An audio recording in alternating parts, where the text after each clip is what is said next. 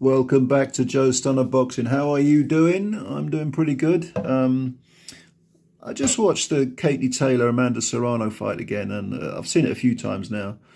And it was such a close, brilliant fight. I had Katie, watching it live, I had Katie winning by 1 point. I scored it again, I had a draw, and I gave one of those rounds as a drawn round. I almost never give drawn rounds, but that's the type of fight it was. There were so many close rounds, and you really could have gone either way. I've heard some people say it was a robbery, which is a load of crap. Some people just don't know what they're watching. They don't know how to score a fight. It wasn't a robbery. Could have gone either way. Very, very close fight. But the commentators, and I understand that they're beefing everything up and that there's all sorts of bells and whistles going on, but the commentators were saying, oh, it was the fight of the year. And it got me thinking, what constitutes a fight of the year? Because I would say the fight of the year so far is Lee Wood against Michael Conlan. And there's no doubt that Taylor and Serrano was a brilliant contest. It was just fantastic to watch, so absorbing.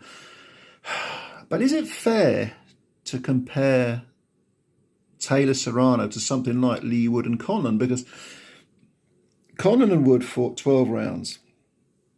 Well, almost 12 rounds, because Conlan got knocked out in the last one. But that's 36 minutes of fighting. And as I always say with these women's fights, look, a women's world championship fight is 10 2-minute rounds. That is 20 minutes of fighting, which is only 2 minutes more than a man's 6-rounder. So that's 18 minutes. So is it fair to compare 20 minutes of fighting, as absorbing as it would be, to 36 minutes of fighting? You know, probably isn't. It probably isn't, because Taylor-Serrano, as brilliant as it was, I still put Lee Wood and Conlan above that. Taylor-Serrano, regardless of rounds and time fought and so on, is still be my top three. But I mean, I've seen a lot of great 6-rounders over the years at places like the York Hall and various leisure centres. I like small hall boxing. I always I like it. Because you do get these you get a lot of 40, 36 prospects beating journeymen, but you very often you'll get some good competitive fights. And some of those 6-rounders are incredible fights.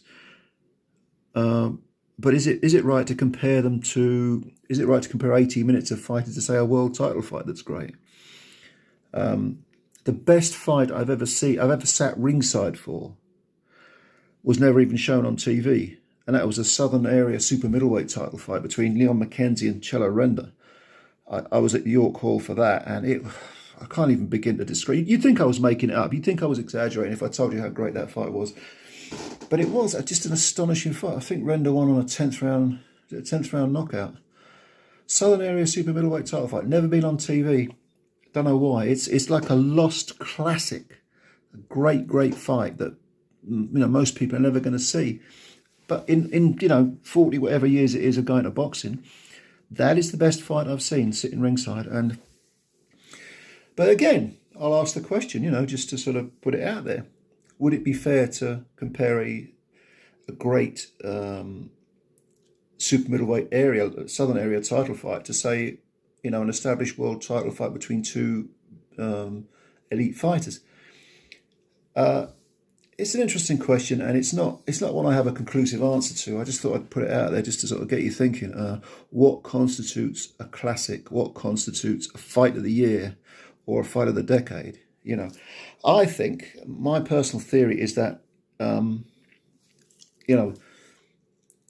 longevity comes into it as well. Because when I look back over all the fights I've seen, the ones that stick in my mind, this is just a few off the top of my head, in my lifetime, like Pryor Arguello won, Leonard Hearns won, Duran Barkley sticks in my mind as well, a great fight. Others would be Michael Watson, Nigel Benn. My favourite fight of all time that I've watched live is Nigel Benn against Gerald McClellan, and I know it had a very bad ending, a very tragic ending, despite the fact McClellan was a pretty odious human being. He didn't deserve that, not in my opinion, but yeah, And then I go, but those are big events. So I guess they stick in my mind because of the event. You know, the first Bo Holyfield fight was another one. I'm talking about my lifetime, you know. Mugabe Hagler was great. That was a great fight. I could go on. I could go on. But to be honest with you, I suppose it is a mixture of the event itself, obviously the quality of the fight, the skills maybe, slugfests. Sometimes you get slugfest with skills, you get them both. Some of our Arturo Gatti's fights are good examples of where you had skills mixed in with the pure adrenaline, pure slugging. And also I think longevity, you know, people say it's that great fight, and then it's kind of lost somewhat. Even if it's a big event, people sort of kind of forget about it. And I don't know. It's a good question. Anyway, what are your thoughts? Leave your thoughts below, because this is more like a stream of consciousness at the moment, this video. I'm just thinking about it, you know. You give me your opinions. I want to hear your opinions. A great fight, a fight of the year, a fight of the decade. What makes it? And is it fair to compare those men's 6-rounders, women's 10-rounders, world title elite 12-round, 3 minutes round? You know, for me, women should be fighting 3 minutes, 12 threes. And there will be some very different results. Would Taylor have survived against Serrano in that 5th round if it was 3 minutes? Touch and go. Let me know your feelings. Let me know your opinions. Leave them below. Thanks for your time as always. And if you're new to the channel, please subscribe. Just hit the subscribe button. I'll speak to you soon. In the meantime, like the video and of course, take care. Bye for now.